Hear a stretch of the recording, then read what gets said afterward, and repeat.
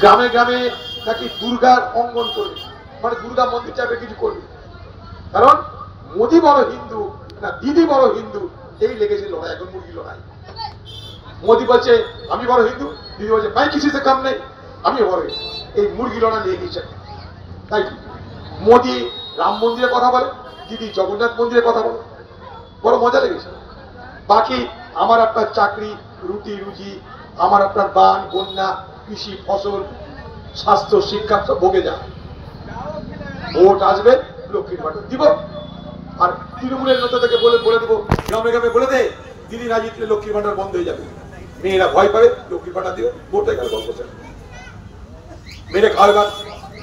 আচ্ছা, লক্ষ্মীর ভান্ডার কি মমতার বাপের? সরকারি প্রকল্প। ভারতবর্ষে কোন সরকারি প্রকল্প সরকার পাল্টালে কি পাল্টে যায়? কংগ্রেস আমলে রেশনের দোকান হয়েছিল, কেউ কি সেটাকে উঠিয়ে দিতে পেরেছে? কংগ্রেস আমলে 100 দিনের কাজ হয়েছিল, কেউ কি সেটা উঠিয়ে দিতে পেরেছে?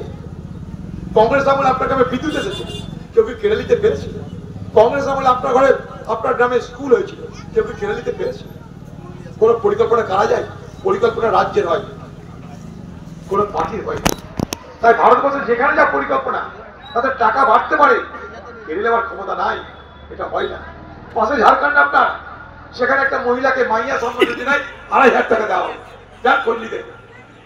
সেখানে বিদ্যুৎ মুফতে দেওয়া হয়, সেখানে স্বাস্থ্য বিমা যোজনা 10 লাখ দেওয়া হয়। এখানে দিচ্ছে? আমরা দাবি করেছি। সব জিনিসের দাম বাড়ছে, তৃণমূলের নেতাদের খরচ বাড়ছে, তৃণমূল নেতাদের 1 তলা থেকে 4 তলা ঘর উঠছে, তৃণমূল নেতাদের 1 বিঘা থেকে 10 বিঘা জমি হচ্ছে। আমাদের ঘরের মা বোন ভাবি বুবু আপাদের